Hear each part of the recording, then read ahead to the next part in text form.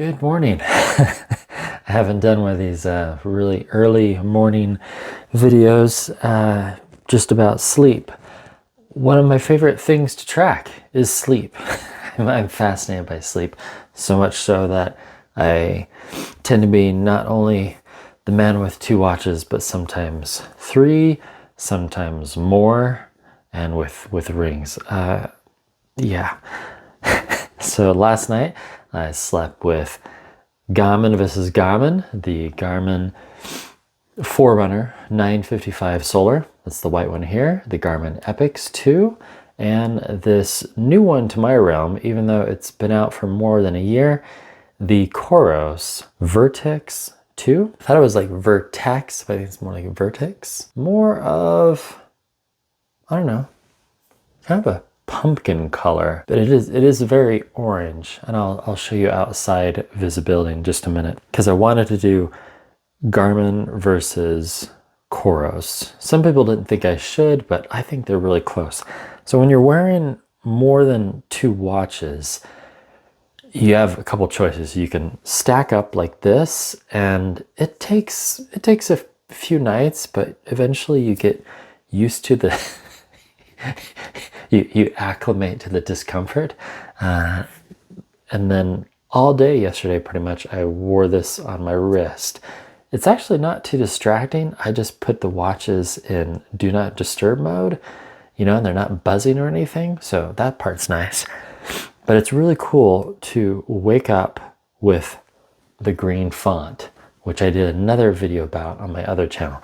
So let's look at the sleep, because really I just want to compare the sleep reports of Garmin versus Garmin and show you that aspect versus what COROS is going to give you in the morning. And so there's these 3 watches that I slept with: Ultrahuman Ring Air that I'm still testing, the Circular Ring Slim, which is actually new. It was announced in December of last year, I believe, maybe late November, and I got it, unboxed it on January 5th. I'm still rocking my silver Gen 3 Oura Ring. Yeah, this is the largest one they make. And I still have yet to give up the Oura Ring Gen 2, which I actually really like. It's quite comfortable. That way everyone in Germany knows that I'm married. And so I have not found my Circular Ring Gen 3 Slate size 12. I don't know where it is. It fell off on January 13th. So if you live in my neighborhood and you recognize this face, yeah, let me know if you have found a ring. It looks a lot like this one, but it's slate. So it's all black, just like this color. I'll throw a picture up on the screen right now of exactly what it looks like. If you find it, I've said in another video, I'll give you an award of $25. The ring is worth $400, and with taxes, I think I paid $450. I've contacted Oura. They told me to use the Find Me app, but they don't have that in Android. I tried. Let's look at sleep. Rotate. First thing I like to do is document the battery life, because I am fascinated by sleep and battery life. Wow, today is the 26th. So that means it's day 14 of Galaxy versus Apple. And as far as sleep tracking, I'm really not that impressed with Apple. Samsung I am. Yeah, that was in... Whoa. Okay, gotta clear my reminder. Oh, that's always a depressing thing when all the stats go down. Samsung's actually pretty good with sleep. One thing to note with Samsung is that they have that really nice splash screen in the morning, which I've always enjoyed, but you can only see so much of your sleep unless you synchronize. Well, we got the sleep stages, that's good. Sleep consistency, sleep coaching, check all your habits. This week's key habits: meditated in the evening. Yes. I took my allergy pill. Deep breathing. Yes, I did that. Got out of bed quickly. Yep. I'm gonna eat breakfast. No, I did take 1 nap yesterday afternoon on my lunch break. I avoided caffeine and I went to bed early. So that's pretty cool. I think what might have happened is this synchronized with my watch before I put in Bluetooth mode. But you can't view your full sleep until it synchronizes with your phone. So I feel that Samsung, even though this is their latest and greatest Galaxy Watch 6 Classic, love the bezel. The battery life is not what they promise their users. I mean, it says 38 hours left, but I mean, come on, it's at 68% and it can only go another 38 hours. And I have everything turned off. More about that later. Sleep on the Apple Watch is okay. I didn't wear my Apple Watch to bed last night. I took a break from the Ultra. Oh, let's see what Mickey has to say. It's 5:37.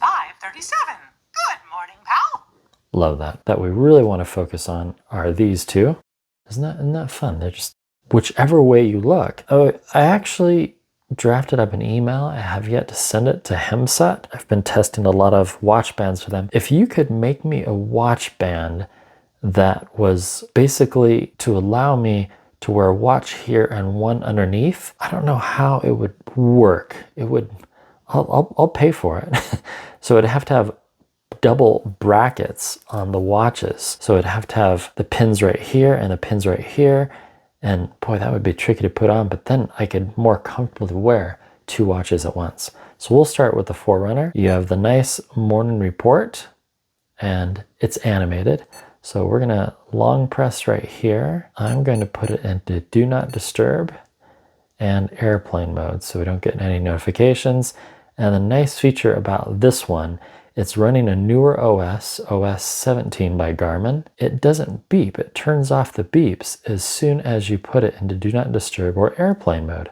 I just feel that's a really cool feature. There we go, brightness kicked up. Good morning, Cuneo 13, customized. Shorter than ideal. Plenty of deep, and we can click right there, view the insight. Your sleep was a bit short, but you had good deep sleep. Sleep like this is critical for boosting your immune system and repairing your body. Oh, thanks, Garmin. And you can scroll all down. Deep sleep, hour and a half, decent. REM, hour and 19.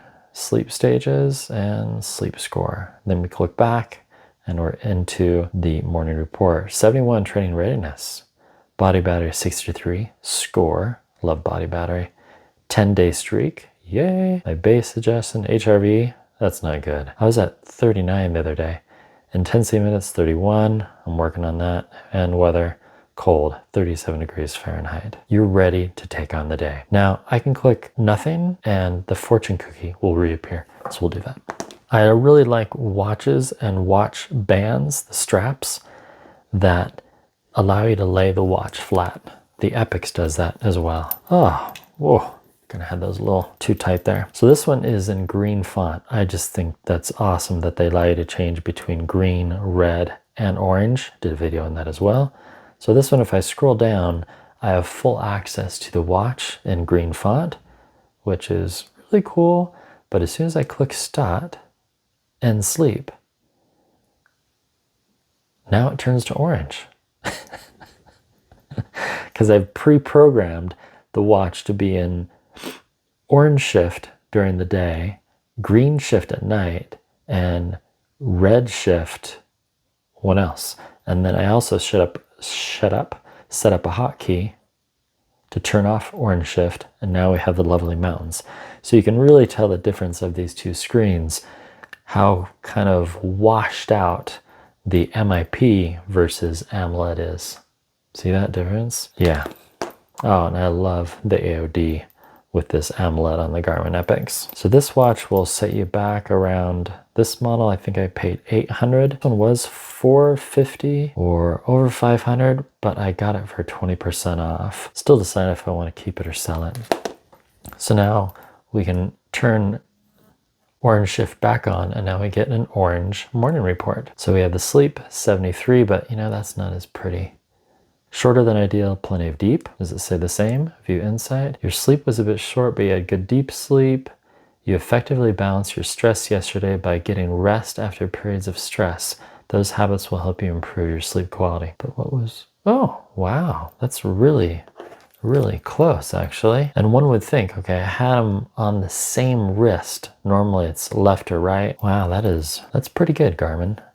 I would say they're both accurate and consistent, just a few minutes off here and there. You would think they'd be really, really close, but awake time, spot on. REM, just a wee bit off. Same heart rate sensors, different OS. So again, we click back and we're back. Body battery, 65, and this one was 63. This one tends to give me more body battery, and that could be the new algorithms. Trainer in 75, step goal 107, base HRV 29, 28. 1 point difference. But last night 24 versus 26. Really close. Weather, this one's in Celsius, 2 degrees. Brr. Also, something is up with the intensity minutes. I've checked the calibration for my heart rate zones, but yet still it's off. Very strange.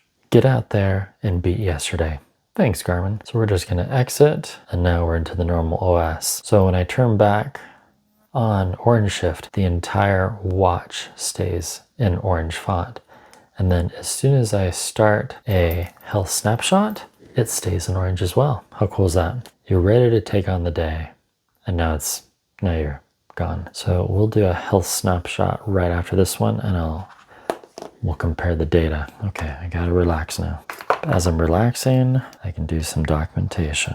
This is my Remarkable tablet. I've had it for over 3 years. It's awesome. I'm trying to determine which one really has the best battery life. I'm trying to determine which one has the better battery life. Is it the Apple Watch Ultra 2 or is it the Galaxy Watch 6? So I'm at 49%. That's not bad. And this is what I do before I start my day. I know, it's weird, but it's a fun hobby. I really do wish Apple Watches, I mean, you're paying so much for the Ultra and the Ultra 2. Why don't they give battery estimates? Why don't the phones give battery estimates? See this little thing in the background? This is the Anker Magoo 8-in-1. That's how I charge a lot of my gadgets, and it charges my smartphones. It's pretty fun, actually. I do like the landscape view. So I'm torn between Apple and Android. I do find it very curious. When you swipe down, there's 68%, and then it's 38 hours and 39 minutes here, and then it switches to 1 day and 14 hours. That's weird, right? Samsung Health zapping up most of the battery. That's kind of fun. It's been going for 2 days and 17 hours since full charge. Awesome. So HRV, wow, 58. That's pretty good. Stress, 45. That's because I'm moving around and filming a video. Average respiration, 13. Average heart rate, 79. And then it auto saves. Now we'll do one with this one. And then you can always tell that I'm just waking up because the step count's low. When I really fully wake up, I'll quickly have more than 1,000 steps. So my body battery that I'm working with today is 65. I have gotten out of bed before and my body battery is only charged like 15 or 20. That's not good. And my best so far is 98. I follow Garmin on Reddit, and someone posted a score of 100. That's impressive. 63 plus 39 plus 40, and then it goes right back into sleep. I'm really liking the UI changes. I think it would be fun if they added redshift to the MIP screens. Okay, quiet on set. I just switch to Garmin versus Garmin. Here we go. EPIX 2 versus Forerunner. Always going through all the differences. More about that later. Garmin versus Garmin. Okay, I have to be really still with that one. Pretty close. 79, 98 because I didn't move as much. Stress 35, HRV 41. I've done dozens of the tests comparing the health snapshot and HRV, and if I kind of feel if I put them on the same wrist within a minute apart, they're pretty close. This one, not the best test because I'm writing and whatnot. You really have to remain still. Man, I love orange shift, green shift. If you don't know how to change that, you long press, and then you scroll up to system, and then you scroll up to display or down, depending on where you are. And then you just scroll down to general use, display always on, orange shift. You can change that color to orange, green, or red. My shortcut, my hotkeys is to red shift. And if you turn off the house lights, that's what you're gonna get. Come on, that's pretty awesome, right? So as much as I enjoy battery life on these smartwatches, I really enjoy tracking body battery. I really find it fascinating. And which watch do you think lasts longer? Do you know off the top of your head? I'm not going to tell you in today's video, just for fun. I'll keep you all guessing. But I've done the testing and I have a battery shortcut video coming out. Now this one has always on display because it's MIP. This one, you have to light it up. So if I long press and go back to system, and then go back to display, general use, always on display off, watch where the battery life goes to. It more than doubles, 13 days. So that's AOD, 5 days. Or I have 79%, 13 days. I call this normal mode with the raise to wake. Another quick battery shortcut, long press. You just turn the display off. And now we're at 13 days. But then, one more, turn off touch, and it should now jump to 14 days. That's pretty cool. This one has touch as well, which is really cool, but I have it off. So it was at 12 days. Turn touch on. Oh, it's still at 12. Normally it drops one. I bet it'll drop one really soon. But the touch controls, they're both pretty responsive. And if I turn off do not disturb and stuff, you get haptic feedback with the touch on both watches. The haptic feedback is a wee bit stronger on the EPIX 2. All right, and then we want to log sleep score because that's important. And the lowest heart rate. Ooh, 58. Lowest heart rate, 58. So not only is Garmin consistent, but they're also accurate. And finally, this cool watch, the Vertix. So when you wake up in the morning, there's no sleep watch face like there is with the EPIX and this one. For example, you can put it back into sleep mode at any time, and then you get this really nice dim watch face. This watch face is pretty bright at night. Battery life, 72%. When it comes to battery life, COROS does not disappoint. And I love the battery manager widgets. Battery life remaining, I have 40 days left. I unboxed this 2 days ago. Wait, today's Friday. Yeah, I unboxed this on Wednesday and it had 45 days, but I've done some GPS. See right there? It says 2 days ago. So when you wake up, no morning report, but you just scroll down and you have a drill down of your sleep. There's no sleep score yet. I think they're gonna add it soon, but not everyone likes that. So I have my wake time, REM, comparable to Garmin, light sleep, and deep sleep. Very close to Garmin actually. Yeah, I found the sleep to be quite accurate with COROS watches, both this one and the COROS Pace 3. If you're looking for an entry-level watch, the COROS Pace 3, it kicks butt over Garmin. Sorry, Garmin representatives, if you're watching, but this video is not sponsored. I can say whatever and there you go. So I can go down to heart rate, and it shows me info on heart rate as well. So it shows my lowest 55. Interesting. It was trying to get a reading through my finger. But it's a nice, heavy, really, really smart sports watch. Is it as smart as an EPIX or a Forerunner? Yes. Is it as smart as an Apple Watch Ultra 2? When it comes to smartwatch features like talking to the watch, no. If you want Mickey to It's 5:58. tell you the time, no. That COROS and Garmin, they're not going to do that kind of stuff. But where they excel is the workout side. So all three of these are smart sport watches. So I've tested these quite a bit. I'm going to take a break from this one today. And today, my all-day test is going to be this Vertix. I always wear the bigger watch on my left because I am right-handed, but ever since I started wearing two watches, I've become somewhat ambidextrous. So that's my morning routine. I'm not going to show you the rings, that's for another video, but I am doing a long-term test between circular and the Ultra Ring, in particular the Circular Ring Slim and the Ultra Ring Human. Isn't that cool how they put all that tech visible? I really like that. And that's a haptic button. Blip, blip, blip, blip. Time to get to work. We'll see you later. Goodbye for now.